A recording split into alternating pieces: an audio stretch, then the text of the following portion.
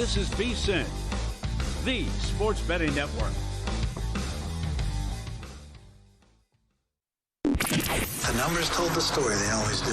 It's one of those idiots who believe in analytics. This is a numbers game with Gil Alexander on VSiN. Good Tuesday morning to you. It is a numbers game. Yeah! It's a good start. It's a numbers game at VSiN, the sports betting network. We're off to a rare start. It's Gil Alexander. That's Kelly Bidlin. VSiN.com. The VSiN app, Game Plus, iHeartRadio, YouTube TV, and of course, SiriusXM channel 158. However you're taking us in this morning, we appreciate it. Boy, oh boy, what a day of football and baseball that was. It was a lot. It was, I was saying to somebody. Can I start with that? Is that a weird? It's not a complaint. It's funny. I was saying to somebody on Twitter yesterday, when there's 9 NFL games on at the same time, I'm better at tracking everything that happens in those than I was 2 football and 2 baseball happening. I 100% agree with that statement, and I know it does not make any sense, and no, I cannot explain why. I had the same exact problem. I can't explain it. There were details that I inevitably missed last night that I would never have missed on a Sunday. It was weird. I mean, I think it's part of the cadence, right? It's like the timing. Like, you know when a play is going to be run in football, so I can change the channel if I need to. But, yeah, I was screwing that up all night long. Mark Borchard, Paul Sporer, both on the show to talk Major League Baseball. We have a Game 2 in the NLCS today after the Dodgers hung on to beat the Brewers in what was a fascinating game in the end, 2-1 yesterday. So it's Game 2 back in Milwaukee today. Let's go Dodgers. Yamamoto against Peralta. We will talk to both Borchard and Sporer about that. Drew Dinsick on the NFL.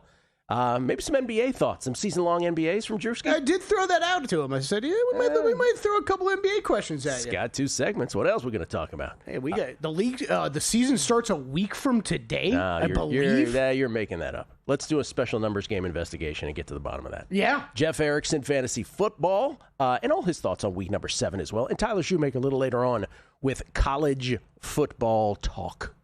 No more WNBA to talk about. Nope. Though I will ask him if there is a future play for next year after the Aces sweep the Mercury.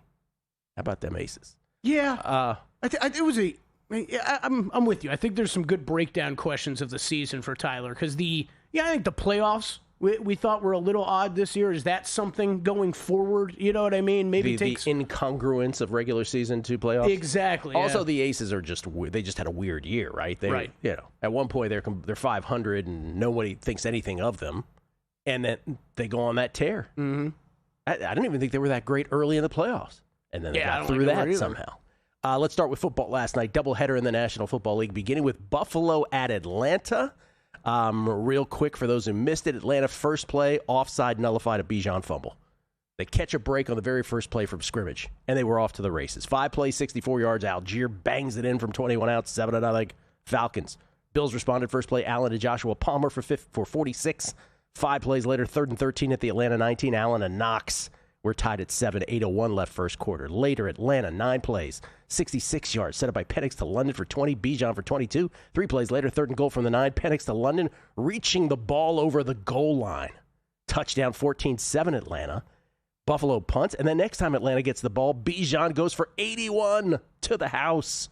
Broke a Cole Bishop tackle along the way. 21-7 Falcons. By the way, later in the half, the Falcons would leave points on the board. 4th and 3 at the Buffalo 33. They opted to go for it. Penix incomplete. Intended for Casey Washington. And then after a Allen pick at the hands of D. Alford, Atlanta at the Buffalo 49 with 10 seconds left. They go 9 yards to London, 6 seconds left in the half, and they decide, instead of a little short route that would get them another field goal attempt, they go deep to London, ruled on the field as a touchdown. Everybody's going nuts. But reversed correctly on replay, was out of bounds. And so they don't even forget the 7, they don't even get the 3. So it stays 21-7 after the Falcons left 6 points on the board. And then when the third quarter starts, Buffalo starts out with a 9-play, 73-yard drive. Allen to Ray Davis from 60 down, 21-14. And then it was just sort of a comedy from there forward. Buffalo 4th and 2 at the Atlanta 46. Allen incomplete, intended for Ty Johnson. Atlanta would have a Parker Romo field goal try blocked. And then Atlanta ultimately would take over at their own 17, up 21-14. Still now with 6:43 left, and Buffalo just couldn't get him off the field. It ended up being a 14-play, 68-yard drive that took 5 minutes off the clock, followed by the Romo 33-yard clincher, if you will, to make it 24-14, and Buffalo would end it with another pick. This one off deflection. D'Angelo Malone off of Allen. 24-14 Falcons. And the box score, oh my, Bijan, 19 for 170 and a touchdown, not to mention 6 catches for 68. And London, 10 catches for 158 and a touchdown, plus 2 in turnovers, and a 443 to 291 total yards advantage for the Falcons. We got a text from Danny Higgins, producer. Producer, I don't know what he is. 9.5? What is he? Yeah, 9.5. He's taking over your 9. What is he doing? Mm-hmm. Danny Higgins sent a text right after where you said they're frauds. Buffalo's frauds. I have 2 reactions. One, I never thought Buffalo was elite. I think they're Josh Allen and everything else. But I am going to make the outlandish statement of this. Ready for this? Not that I'm inventing the question mark or anything like that. I think the Atlanta Falcons, as an NFC future play, is not the worst thing in the world. I don't think anybody's thinking about them. I think everybody's thinking about all the other usual suspects. They won't be in anybody's top 10. They're not in my top 10. By the way, we have power rankings and Survivor talk coming up on the show. But I think this is obviously we know about all the weapons on offense. I think they're a sneaky good defensive team. They're 25-1. We just talked about this yesterday, how, I don't know, many candidates already in the NFC. I don't think they're a bad play. I really don't. They're in an easy division. If you don't think the Baker Mayfield just madness is sustainable, they could very easily win the division. Their schedule is not particularly hard moving forward. And really what it requires you to do is throw out the 30-0 game against Carolina. And if you throw that game out, they should have won everything else. The only game they lost was a Baker Mayfield heroics late game thing early in the season, first game of the year. Instead, they're 3-2. I think it's a bet. Haven't made it yet. I think it's a bet. Yeah, they're still. I'm not going to push back on it because they are still one of those teams, Gil, that I feel like I have very little feel for. And yeah, you're right. Like that 30-0 defeat at the Panthers has a lot to do with that. Has taken people off the scent of this team. Is my point. I think they feel like last year's Washington, which fell, of course, 1 game short of winning the conference.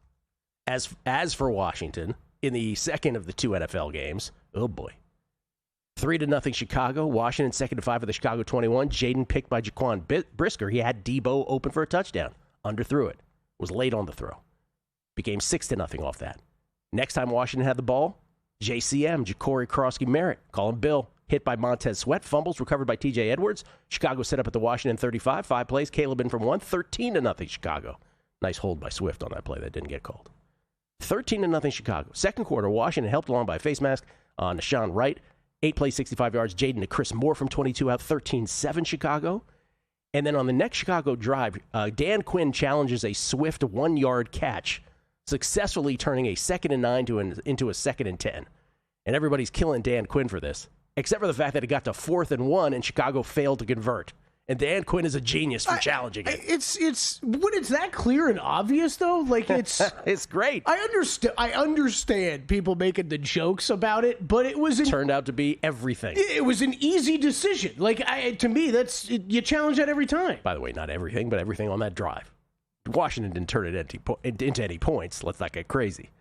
That was the one that Louvu broke up where Caleb tried to get to a Dunze. So it's 13-7. We go to the second half. 13-10 now.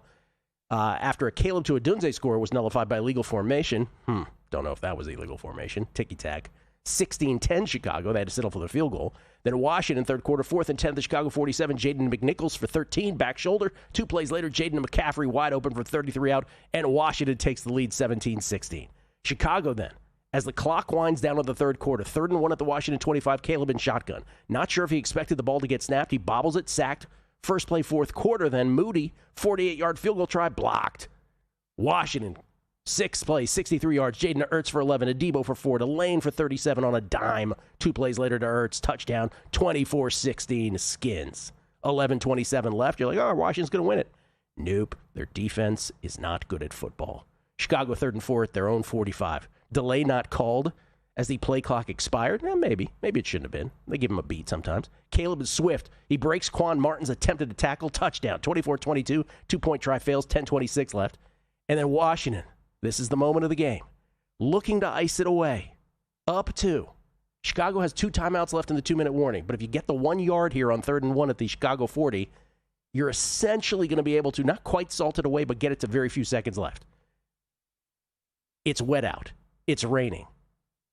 Jaden doesn't really get the handle. He doesn't really put it into Ja'Cory Krosky-Merritt's stomach. It slips out of his hands. Fumble. Recovered by Nashawn Wright. The entire game flips. Yeah. Chicago down 2, own 44, 3:07 left. Swift for 2.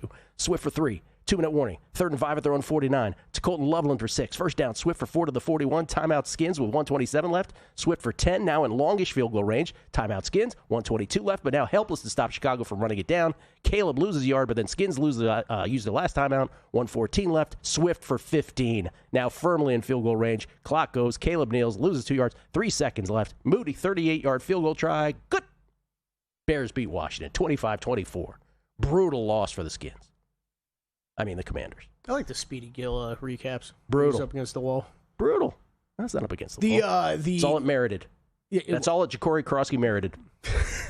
Well done. I see what you did there. It's all it build. It's football. It's still a shame though, where that was clear wet ball situation, right? Rain brutal. Coming down. You're in the shotgun, slips out. You can't get the clean handoff. But it does expose the Washington defense. Yeah. Right. You can. You're right. You can make the excuse about the fumble, but and by the way, Washington. What was it? -3 in turnovers. They would have overcome the -2. They couldn't overcome the -3. But the defense it's not as good as last year's defense. I mean, we're going to go over our power rankings later. I thought it was another week where it was fascinating to do this, Gil. I had 3 NFC teams last night that, maybe a little bit changing their stories for the season. Power rankings have been volatile this year. Yes, yeah. Way more volatile than they have been in any other year through 6. You'd agree? I think you and I both had a team that we moved 7 spots this week. Baseball, next. If you're serious about football betting, VSiN's got your weekend game plan. Fridays at 7 p.m., it's the Circa Friday Football Invitational. Saturday morning, VSiN's college football tailgate show at 9 a.m., breaking down matchups, props, and big-time bets. Later that night, join the football contest show as the sharpest betting minds give you their picks for Sunday's game. And Sunday at 9 a.m., lock in with Mitch and Pauly on VSiN's Pro Football Tailgate Show. Your final stop before kickoff. Check out the full lineup at VSiN.com and join us on the Sports Betting Network. So, Pauly, have you had a chance to read the VSiN Daily yet? Yeah, came in at 3 a.m. What's Bill doing up that late? Well, rumor has it starts off with a 12-hour meditation session. Then he just pours himself over film and live TV, really focusing and taking it all in. Bill's in with the biggest insiders, talking trade secrets, strategies, the whole 9, absorbing the info. And then and only then can the writing process begin.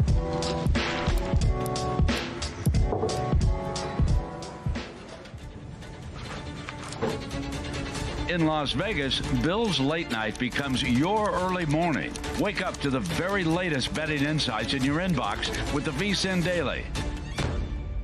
Sign up for free at vsin.com/newsletter.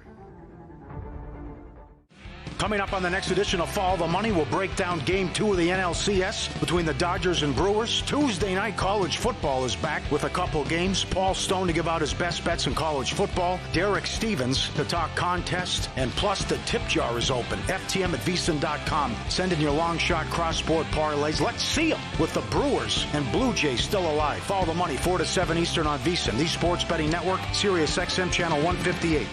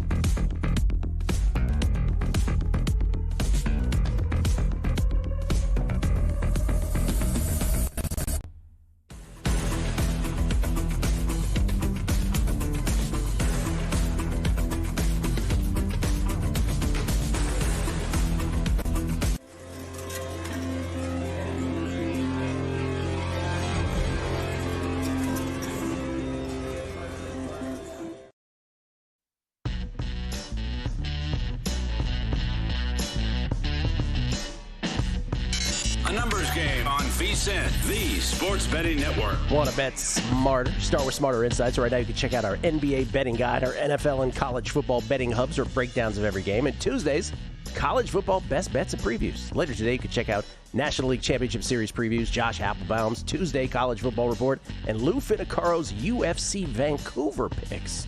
How about that? Right now you can sign up for as little as $9.99 to access all the VSiN Pro articles. Just head to VSiN.com/subscribe to sign up today. I didn't even check tweets. I'm sure we get tweets at Beating the Book. We usually do. Yeah. We get tweets at Beating the Book. Brian Schaefer says, add Washington. Throw the Commanders in the Pretenders group. Yeah, well, again, I mentioned their defense. Not good. Not up to snuff. Really isn't.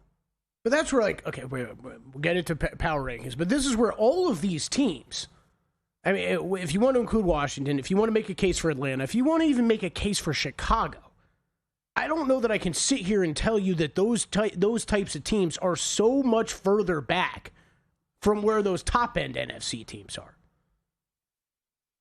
I'm just saying it gets back to my Atlanta play, right? Yeah. I just think that is a play that I think I'm making today. So I can't argue with it. Nobody's talking about them, but I just feel like they're I think you and I went through the NFC yesterday, and that was not a team that we identified. Nope. But I can't sit here and tell you the Green Bay Packers are that much better than that team right now for sure. It's kind of like my Indiana bet that I made in college football. I don't think there's anybody markedly better than Indiana. Made that bet at 10-1 yesterday. Thomas Tinsley getting a gift for me. He's a custom-made NBA something. He says, I am your protege. Thank you. Thank you, Thomas Tinsley. You shouldn't have, but I appreciate it. Thank you very much. Las Vegas 514 had a moneyline parlay with the Dodgers and the DC Skins given by everyone's favorite Megapod guest, Todd Wishnev. Shoulda, coulda, woulda been a winner. Sheesh. Yeah, I think a lot of people had that moneyline parlay yesterday. James, NTU 89. I wish I had these Stones to go all in on Vegas this past weekend. Went 2 LV, 2 Rams, 2 Washington. Yeah, a lot of people. So 70 people in Survivor lost on Washington yesterday. 70 entries. Oh, really? 9 on Buffalo. Do I have that correct? 70 Washington, 9 Buffalo. I believe I have that correct. Right.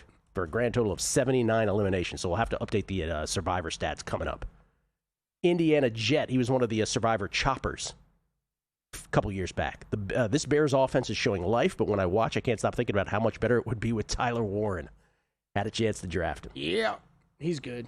Yeah, 70 on the Commanders. Yeah, we should say that about Caleb, right? Like, Caleb looks, and that offense looks much better. And even from earlier in the year, Caleb looked very frenetic earlier in the year. He looks much better even now. Agree. The only thing that worries about me is you see these shots of it, like the backup quarterback trying to talk to him on the sidelines, and he's just staring into space and non-communicative, and stuff like that worries me about him ultimately. Mm-hmm. But, no, I give him credit. I think he looked better, but you brought it up. How much is it Washington D? How much is the Washington How much D? Is it coming off of a bye? And that time for him and Ben Johnson to work with. In-game into membrane on Twitter says Falcons fan here. Atlanta in the top 2 in total offense. Defense after 5 games. Not sure that's even been a true statement in their 50-plus year existence ever. I'm telling you, man, that defense is underrated. Baseball yesterday. We'll get to Mark Borchard and Paul Sporer a little later on. What's that they call him? Paul Poor. Paul Poor. I know a guy named Paul Porter. So yesterday in baseball, first game of the 2 was game 2 of the ALCS. Seattle takes down Toronto 10-3. And they do so. They had to win this game twice. They were up 3-0 on a Julio Rodriguez 3-run shot, 3 batters into the game to go up 3-0. Toronto came back. Then in the top of the 5th, after a Rosarena single and a Raleigh intentional walk after Rosarena advanced to second earlier, Polanco 1-out 3-run Jimmy Jam, 6-3 Seattle. And they were off to the races from that. J.P. Crawford 1-out RBI single after a triple. Garver triple, I believe it was, off the center field wall to start the frame, 7-3. Then Naylor, a 2-run shot in the 7th, 9-3. And then Crawford with a sac fly after the bases loaded. 10-3 Seattle. It's 2-0 Mariners in the best of 7, and we're headed back to the Pacific Northwest. Mariners. Yeah. Happy Thanksgiving, Canada. That trade deadline has the Naylor and Suarez acquisitions. Naylor, a stalwart with the Guardians last year, has just been great. But they're getting help from, the real MVP here of the CS so far is Polanco. What's that stat we had of Jorge Polanco that we had up on the board? I think he's the first player to have, beyond the fifth inning. He's the first player in 3 consecutive games to have this kind of impact. And so he really is, there it is from OptaStats. Jorge Polanco, the Mariners' first player in MLB history to have a go-ahead hit in the 5th inning or later in 3 consecutive postseason games going back to the previous series. So Seattle with a dominant 2-0 lead over the Blue Jays. I'm sorry, Toronto. It's just not working out right now. But the big one was the Dodgers and the Brewers game 1 yesterday, with apologies to that one. At least the circumstance of what happened in the Dodgers-Brewers game. Dodgers win it 2-1. Dodgers take a 1-0 lead in the best of 7 NLCS. Shout out to Will Hill, who got me on a bet yesterday. I didn't talk about it on this show, unlike the other ones, because I did bet Indiana to win the college football championship yesterday 10-1. I did bet Baker plus 470 to win NFL MVP. But I didn't talk about this one. Will suggested it yesterday, and I was like, ooh, I like that bet. Dodgers to sweep 7-1. Top 4, bases loaded, 1 out. We're in a scoreless game. By the way, Blake Snell yesterday, 8 innings, gave up 0 earned runs, 1 hit, 10 Ks, 0 walks, facing the minimum 24 through 8. Calling his own game, too? Blake, this is the 3rd postseason game now for Blake Snell. 3rd postseason start. He has pitched a total of 21 innings. He has given up 2 earned runs on 6 hits. 28 Ks versus 5 walks. I mean, and yesterday was the gem of the gems. But it got dicey late. We'll get to that. First of all, top 4, bases loaded, 1 out. Did you see this play? Yes. Yes, it so did. This is the most bizarre play I've ever seen. Yeah. Bases loaded. The same. What's that? Said make ballparks the same. Bases loaded. Max Muncy to center field. Sal Frelick has the ball bounce off his glove, off the wall. He saved the grand slam. Mm-hmm. Then it bounces an inch from the top of the wall, off the wall, back into his glove. If you're scoring at home, what ends up happening, first of all, is he then throws it to the cutoff man who throws it home. They get Teoscar in a force, and then the wherewithal of the catcher to then go to third and get Will Smith in a force at third. It ends up being an 8-6-2 unassisted to home double play to get Teoscar to get Will Smith at third. Or as it says in the, or as if you were just going by the play-by-play, let's say you hadn't watched this game. Let's say you hadn't watched this game and you were like, oh, let me see what's happening in this Dodgers-Brewers game, and let me just go to the play-by-play. Do you know how it reads in the play-by-play? No, go ahead. Max Muncy grounded into double play, Will Smith out, Teoscar Hernandez out. Are you serious? That's what it says. It is technically a ground-out double play. First of all, Blake Snell, back to this. How? What? Why? Okay, first of all, though, the how, what, and why. We'll get to the rest of this when Borchardt on the other side. We have to just talk about this play for a while, because Todd and I went on and on about this. You hit the ball how many feet? We're talking a ground out? Todd and I went on and about this for about an hour and a half on text last night. And what ended up happening was total confusion. And Teoscar tagged up at third as if, it was going to be a caught. He believed he saw, I think, a ball that was caught in center. He was tagging up then to go home. So he goes towards home, but then he sees like the ball is loose, or he sees it caught again, what he thinks is caught for the first time, or at least he questions what he saw, and he goes back to third. And while he's going back, the ball starts to come towards the infield, which ends up in him getting caught at home. And Will Smith is completely confused. The reason that, okay, so Todd's, he's standing there confused as hell. Todd's point was he doesn't know the rules. And if he knew the rules, right, that once it's touched in the outfield, doesn't have to be caught, that once it's touched on anything, that you could tag up and go home. This is an old baseball thing. And we saw an example of this 2 months ago in a game where someone in like right center in some game, it hit his glove, it bobbled up in the air. While it was up in the air, a guy tagged up at third. And then he secured it and threw the runner out or something like that. And it's a rule to prevent cagey fielders from purposely like bobbling it, right? So it's on touch, you're allowed to go. So Todd's point was, well, Teoscar, clearly if he knew the rules, it wouldn't have been a problem. And I said, okay, that's possible. I'm guessing like 10% of baseball players only know that rule. But to me, it was just, even if he did know the rules, it was just confusion. He had a brain fart of a kind that he didn't know what he saw.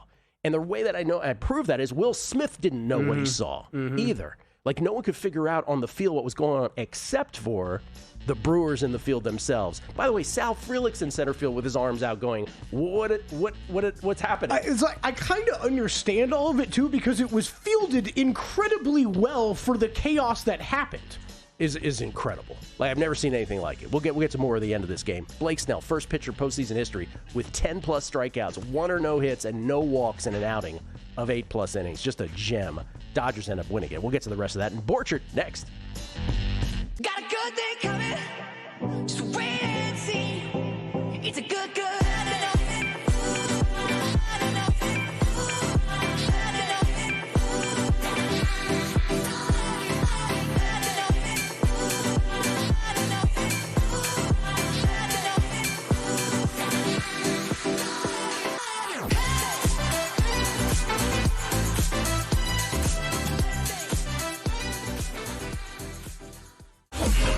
The NBA betting season is tipping off, and VSiN's got you covered with our brand new NBA betting guide.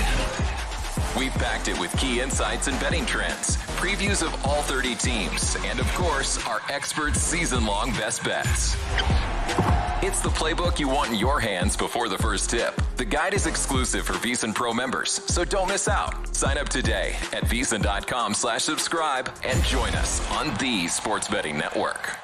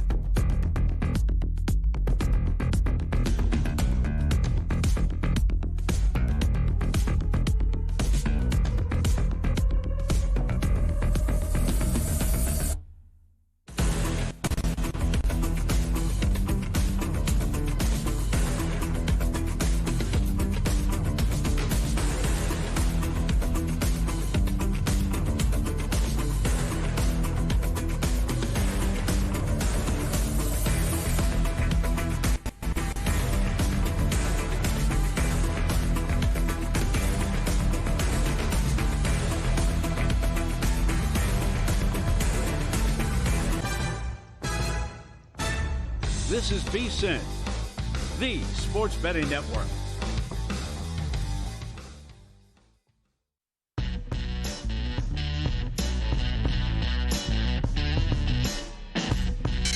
Numbers Game on VSiN, the sports betting network. Basketball season ready to tip off, and the VSiN experts have been hard at work tracking the latest player moves to help you bet smarter. Become a VSiN Pro subscriber today for as little as $9.99 for your first month, and get our all-new NBA betting guide featuring previews and power ratings on all 30 teams, best bets and futures from the VSiN experts, player prop and live betting strategies, plus senior NBA analyst JVT's favorite title bets, not to mention Kelly Bidlin doing his thing. In-game strategy. Got a few bets in there. All-season win totals. Give yourself an edge this season. Get our all-new NBA betting guide along with a full month of VSiN Pro for just $9.99 at VSiN.com/subscribe. That's VSIN.com/subscribe. And guess what? I read it in the wrong segment. I know you did. Yeah, sure did. Yeah, that's why the camera's on me. They do that, by the way. They do that just to, they don't try to help me out. They're just like, we're going to stay the camera on because we want him to know he read it in the wrong. Okay, we get tweets at beating the book. D-Gen Southern Gent. Gil loved the Dirty Birds enthusiasm. Kelly, I'm surprised that you have yet to confirm that you would bet the Falcons' future as well, given the fact that yesterday you said verbatim, quote, I still think the Bills get the number 1 seed in the AFC. It's got receipts on you. Marked card. So what does that mean? I still think about that about the Bills. So because of one game, the Falcons beating the Bills, I should be betting the Falcons to win the Super Bowl? No, not the Super Bowl. What I said. Conference. Jack Olaquire, Gil, tough loss for your commies. But post-game, Daniel said it wasn't the weather on the fumble. Both teams playing in it. Go Bears.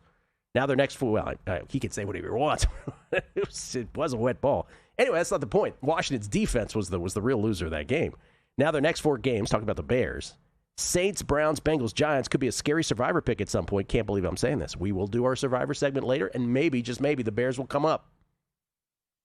A. Brown, go back and watch the clip of that NLCS play. The call on the broadcast was the perfect encapsulation of what happened. Chaos on the bases, play at the plate, not in time, no, he's out, never seen anything like it. Let me just give it, by the way, and then we have one from Mark Descartes. I didn't see the Dodgers play live. Even better, I was listening to Humans and Murray live trying to explain what just happened. That would have been a monumental task to try to explain that. Brian Anderson was phenomenal on this play. Yes, he messed up the call at home because he thought he was out initially. Or excuse me, he thought he was safe initially. But that's just a mere detail. He got the general rules right about what was happening. And again, shout out to Frelick. Shout out to Contreras especially, who was like, oh, I know what's happening. I'm just going to jog up here to third for the other force. Because he understood what happened, whereas Teoscar and Will Smith had no idea what was happening. None. It was just awesome. And by the way, the rest of that game, again, so it's still 0-0 at that point. You figure if you're a Dodgers backer, they're never overcoming this. But in fact, they did. Top 6, Freeman, 1-out solo shot, 1-0. Top 9, 1-0 game after Snell with his amazing 8 innings, facing the minimum. Dodgers load the bases. Mookie, 1-out RBI walk, 2-0. And then the bottom of the 9th is where it gets hairy. Sasaki's in. Caleb Durbin pops out, 1-out. Isaac Collins walks. Jack Bauer pinch hitting. Ground rule double. Runners on second and third now, 1-out. A base hit ties it. Jackson Chourio sack fly, 2-1 with 2 out. Yelich walks. Then Trinan comes in for Sasaki. Yelich steals second. Base hit wins it now. Contreras walks, bases loaded. Trinan 1-2 pitch to Bruce Turang. Almost hits him. And he gets out of the way just on instinct. That would have tied the game. 2-2 swing and miss on a pitch about a foot over the strike zone. Ball game. Dodgers win it 2-1. Amazing. Mark Borchard joins us now, courtesy of the Progressive Guest Line. You can follow him on Twitter, @BaseWinner, BaseWinner.com. Mark, what a ball game that was. That was a really good game. You know, I've been doing this for so long, both of us. I don't remember seeing a play like that. Me neither. Ever. Not just in the playoffs, but ever. And it was pretty wild, Gil. Well, I was just mentioning in the last segment, if you watch thousands of baseball games like we do, eventually you'll run into, again, it's the old adage, something new happens at a ballpark. But we did see, again, like 2 months ago, there was some play, I can't remember the game, it was short right field, and a dude, it was like a sack fly situation, and the ball bounced up out of his glove, and then he caught it and threw out, and he tried throwing the guy out, but the rule, as stated on that broadcast, was like, no, you can tag up on touch. Because it prevents, it prevents like cagey outfielders. Maybe this was like an 1800s thing, right? Where they're like, I know what I'll do. I'll bobble the ball, and that'll get him. It'll be a mistake to tag up. So they have a rule in place to prevent that. My only point was yesterday, and again, Todd Wishner was adamantly saying, Teoscar doesn't know the rules. Why can't you just admit that he doesn't know the rules? And if he knew the rules, he would have done that. Well, yeah, I'm allowing for that possibility, but maybe he actually does know the rules. He was just so confused by what he saw that he's like, "What? Wait, is that a catch? And he went back. I just think he had a brain fart. It was amazing ball game. Yeah, no. I think it's a tough read as a base runner because you don't know if he caught it or you didn't. You thought he caught it actually. So they're going back to tag, and it just was one of those circumstances where I think the Brewers really lucked out in that situation. Oh, of course they did. Exciting game, and these playoffs have been good. It's great when you're winning.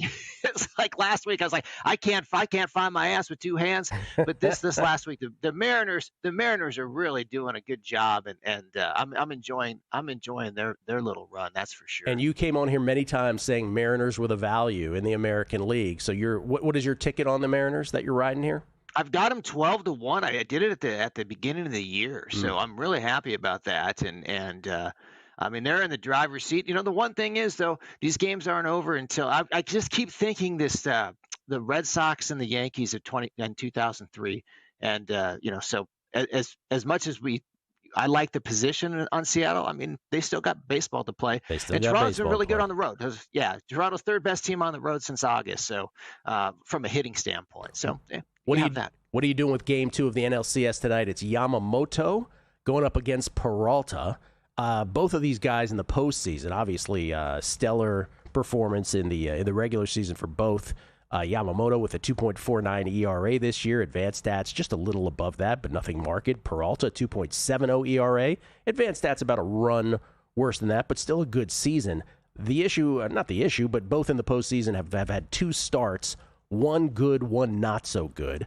Dodgers are minus 124 today to try to take a 2-0 lead in that best-of-7 series. What do you got today? I'm going to go with the underdog here, and I haven't modeled it Dodgers minus 111, so it's not that big of a difference, but I want to kind of get this home dog in the playoffs since 2022, and they redid the format there. They put some humidors in the ballpark, so I think this is a good time frame to look at. And home dog since 2022, they're straight up 16-15, but return on investment is 9.2%. And then they're really good on the run line too, 22-9 on the run line, and it goes under a lot too. So I'm trying to play all that stuff. I think the Brewers can win this game. One of the things that I did today, believe it or not, is that American Family Field kind of has a Costco-ish feel to it, kind of like Chase Field, and just kind of like you're playing baseball in a Costco. And I wanted to see how Yamamoto did pitching in a Costco park, and he's really average. It's a 22% strikeout rate, a 7.5 walk rate, a good ground ball rate, 55.5, but before 4.05 base winner ERA playing in Costco ballparks. And so I figured that too, and I think this is a lot closer series. The Brewers, for me, have not been getting a lot of respect. They're a better team than the market gives them credit for, Gil. Explain what you mean by Costco ballparks. Is indoor ballparks, you mean? This is maybe the most intelligent thing ever said on this show. Go ahead, yeah, Mark. you have these ballparks you go into and you feel like it's a Costco. So it's Chase Field. For me, it's Chase Field. I think Globe Life, I've never been there, but watching it on TV is a Costco park. A Minute Maid Field, which is now Daikin Park, is a Costco field. And then he played two games. Remember, they played those overseas games in domes, and I'm sure that those domes, even in Japan, it probably feels like a Costco there, right? I don't know if they have Costcos in Japan, Gil. I've never been there. Well, if not, they're coming soon, Mark. I think that was a great breakdown. Every once in a while, I've been in a stadium, arena, ballpark where I've never thought about it that way, Mark. That's exactly what it is, though. Costco, empty Costco. Costco parks. That's the way Chase Field feels like. Yeah. What would Rome say? Racket. All right, if there is a Seattle Dodgers series, apologies to the Brewers, apologies to the Blue Jays, but if it ends up being a Dodgers-Mariners World Series, what would Mark Borcher, what would base winner line that series at approximately? I would say it's going to be Dodgers minus 120. One of the things that's pretty wild, and I didn't even think about this as the season's ending, is the National League team, or whatever team it is, the team with the best record in the World Series whatever team it is, has the home field advantage. And so if the Dodgers play Seattle, they're going to have the home field advantage. Yeah. I have, from a component standpoint, I've got the Dodgers 1.39 runs, plus minus runs, and I've got the Seattle 1.31. So I would have to say Dodgers about minus 120, Gil. Okay. You have a good attitude about your Seattle Mariners ticket. You like your position, obviously, but you're not calling it yet. There's much baseball to be played.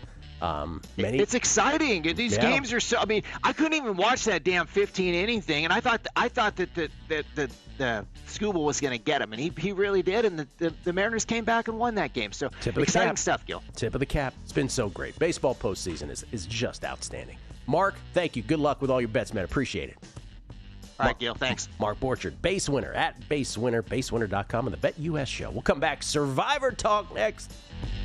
As sports fans, we may cheer for different teams, but there's one thing that we can all agree on. We want the game to be big. And with 3 levels, 30 cabanas, a 143-foot screen, 6 clean pools, and endless cold drinks, it doesn't get any bigger or any better than Stadium Swim in Las Vegas. All sports, all seasons. It's more than a pool deck. Stadium Swim. It's the only thing like it in the world. Join the guru, John Hansen, at the intersection of prop betting and fantasy sports on Prop Points, only on VSiN. Lesson number 1, Patty's back. I still believe that Caleb Williams is not any good. And, other than Rome Odunze, I don't trust anyone that can't run the ball. John and his guests will help you find the connection between the two and give you his expert advice on how to capitalize when a number is too good to pass up. Prop Points, weekdays at 1 p.m. Eastern on VSiN.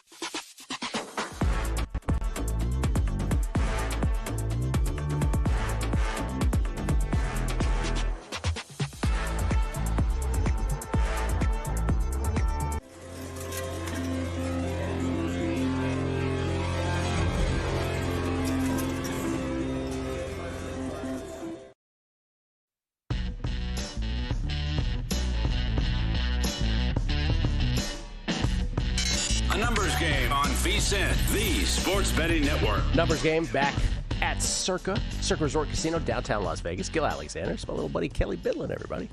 Kelly Bidlin. I won't ask him his weight. A little stagnation. Yeah. Not going to talk about that. Yeah. John Massey, why didn't the Dodgers, including the third base coach, look to the outfield umpire who made a demonstrative and immediate and correct call on the field? He did. Umpire immediately said safe, meaning not an out there. So I want to say the third base coach did tell Teoscar to go. I didn't catch it. But I'm not sure about that. This is from J-Rock.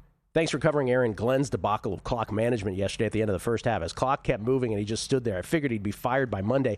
Eisen and Warner barely hid their disdain for how bad the on-field product was. It was pure slop. And by the way, congratulations to Will Hill, because Aaron Glenn did not get fired, nor did Mike McDaniel. But you know who did? Yes, we forgot to bring this up. Brian Callahan.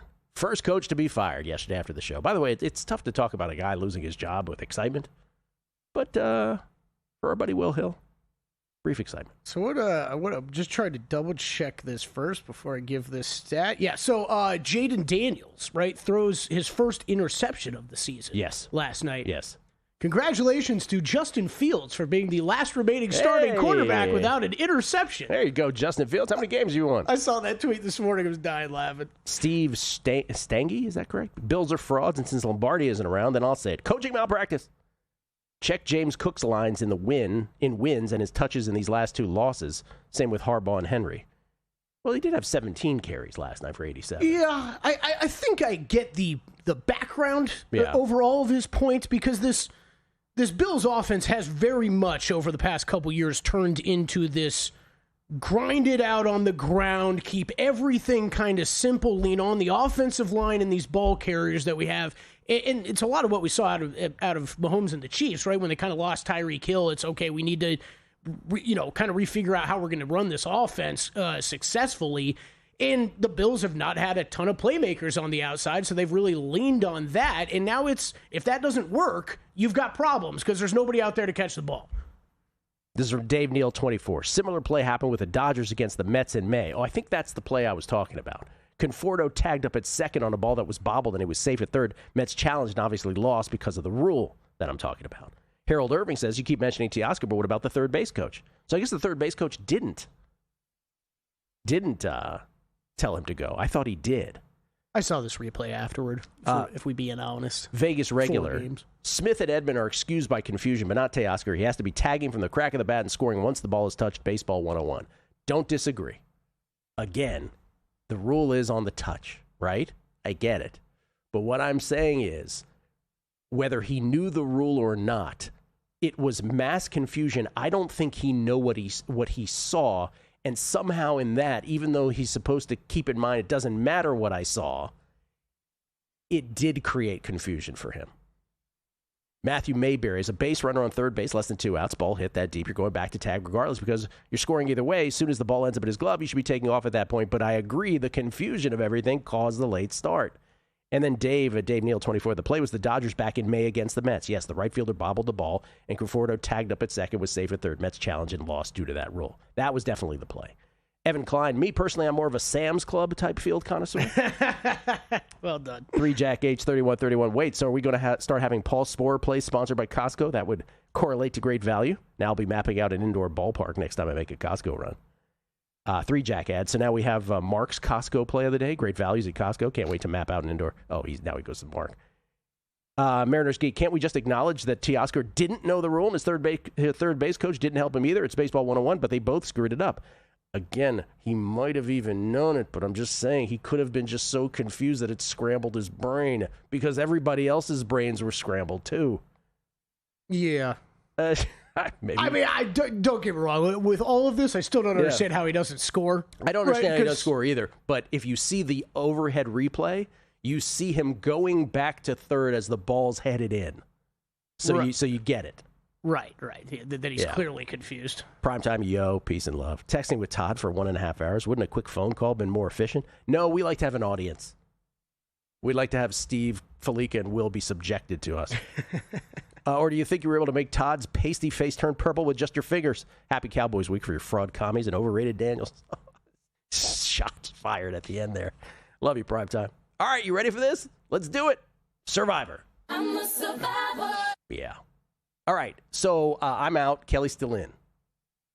But we keep doing this exercise because because I'm curious where your thinking is, Kelly, and how I would view it and what you're willing to go to. So I've taken the 6 biggest favorites on the board.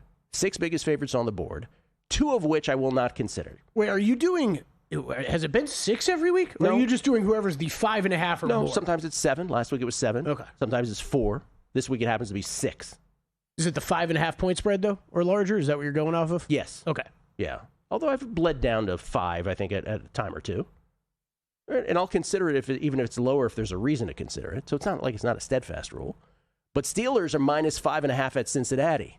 I would not consider that this week, if for no other reason. They have a home game against Cincinnati, week 11. Yeah, I think that makes sense. So they're out. They also have games at Chicago and home versus Miami.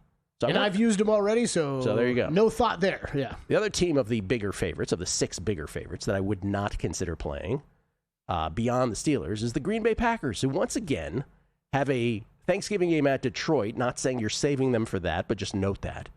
But as always, when we bring up the Packers, they have so many other opportunities to be used. Week 9, they host the Panthers. Week 11, they're at the Giants. Week 12, they host the Vikings. Week 14, they host the Bears. But just to take that Week 9 game hosting the Panthers, would you rather play that or at Arizona this week? Yeah. So it's not a play. I'm considering them, Gil. Oh, I'm considering He's them. considering them. Don't get me wrong. Ooh. I do think there are that specifically the Panthers game is a better spot down the road. I'm more okay playing them this week, though, having seen all the people that used them a week ago. Okay. Here is, of the 4 that I would consider, here's the one that really requires your strategy. Because it's a no play if you think of it one way. It's a play if you think of it another. The Chiefs play both on Thanksgiving and Christmas. If you're in Circa Survivor, those are 2 quirks. They're at Dallas on Thanksgiving. They're home versus the Broncos on Christmas. So you may want to save them for one of those 2 weeks. By the way, there is a Week 16 game at Tennessee as well. So for me, I'd consider it if you have the Thanksgiving and Christmas lined up as I'm playing Philly on Thanksgiving, day after Thanksgiving really, but part of the Thanksgiving quirk when they host the Bears, and I'm playing Washington on Christmas when they host the Cowboys. Let's say you have that in stone. Not that we have anything in Survivor in stone, but with Thanksgiving and Christmas, maybe you have to have it that way. If you are considering that in stone, then Kansas City becomes available to you, and it becomes a question of, do you use them this week, or do you wait for that game against, was it Tennessee, guys? We could put the graphic back up. Yeah. So that becomes your choice. If you are still considering for Thanksgiving or Christmas, then it's a no play. I think versus Vegas this week. But they are 11.5 point favorites versus Vegas. So if you are going Philly, Washington, Thanksgiving, Christmas, maybe you like this better than at Tennessee down the road in December. Yeah, a good breakdown. I think for me personally, I think it's too early to kind of put in pen what you're going to do with Thanksgiving and Christmas, so I'd rather leave a team available that's playing in both. Okay, so you will not play the Chiefs. I don't think so. I'm perfectly fine with that. I think they're the fulcrum team this week because of strategy. Now, here's the 3 that I absolutely would consider this week. The Chicago Bears. 5.5 point favorites versus New Orleans this week. Yes, they play on Black Friday, the day after Thanksgiving, part of the Thanksgiving quirk, but it's at Philly. Doubt you're playing it there.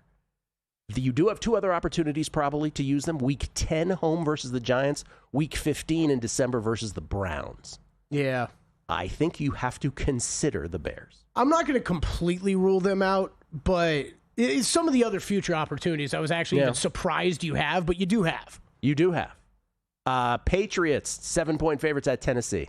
You do have a Week 8 possibility home versus Cleveland. Week 11 home versus the Jets. Week 13 home versus the Giants. There are other chances to use them. But you do have to consider them. Despite being on the road, they are at Tennessee. Yeah.